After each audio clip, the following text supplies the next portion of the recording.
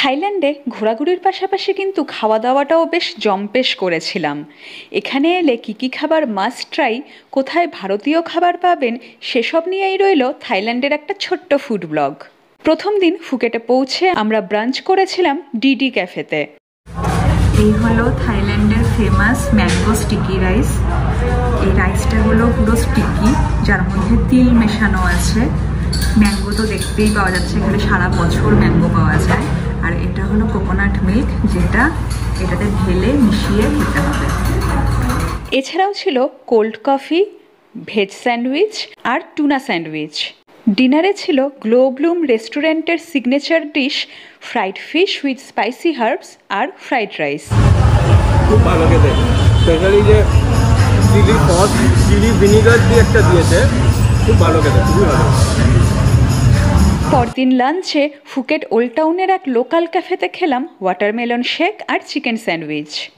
এটা ভালো খেতে, ব্যাপারটা হচ্ছে এটা খেতে খেতেই হজম হয়ে যাবে, এত কাটতে হচ্ছে। সেদিনের ডিনারটা হোটেলেই করেছিলাম, stir fried chicken with rice আর ভেজ স্যুপ দিয়ে।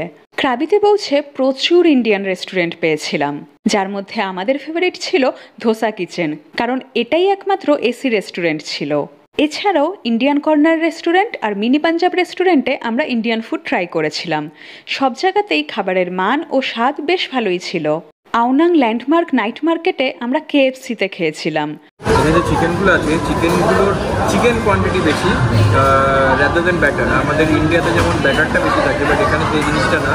আর সব থেকে মজার ব্যাপার হচ্ছে আমাদেরকে জাস্ট দুখানে এরকম গ্লাস দিয়ে দিচ্ছে, আর ওখানে কোল্ড ড্রিঙ্কস নেওয়ার জায়গা আছে। তো তুমি গ্লাসে করে যেই কোল্ড ড্রিঙ্কস তোমার দরকার যতবার ইচ্ছা নিতে পারো। তো it's a very different kind of thing. তো আমাদের ডে ট্রিপগুলোতে লাঞ্চ প্যাকেজের অন্তর্ভুক্তই ছিল। এখানে বুফে সিস্টেম লাঞ্চ থাকতো। লাঞ্চে সাধারণত প্লেন রাইস, পোলাও, পাড থাই, সালাড, থাই স্টাইল চিকেন, চিকেন ফ্রাই আর ফিশ ফ্রাই এসব অপশানই থাকতো। বিবাহবার্ষিকীর দিন স্পেশাল ডিনার করেছিলাম অ্যাপিরম রেস্টুরেন্টে। আমরা অর্ডার করেছিলাম পাড থাই অ্যাপিরম, গুংচুচি, ফিশ অ্যান্ড চিপস আর ক্লাসিক মোহিতো।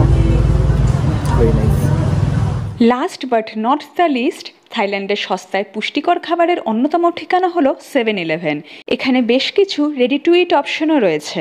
আমরা নিয়েছি fried rice with Korean style chicken আর shrimp and kale fried rice. Thai খাবার মানে শুধু খাওয়া নয়, এটা একটা এক্সপিরিয়েন্স।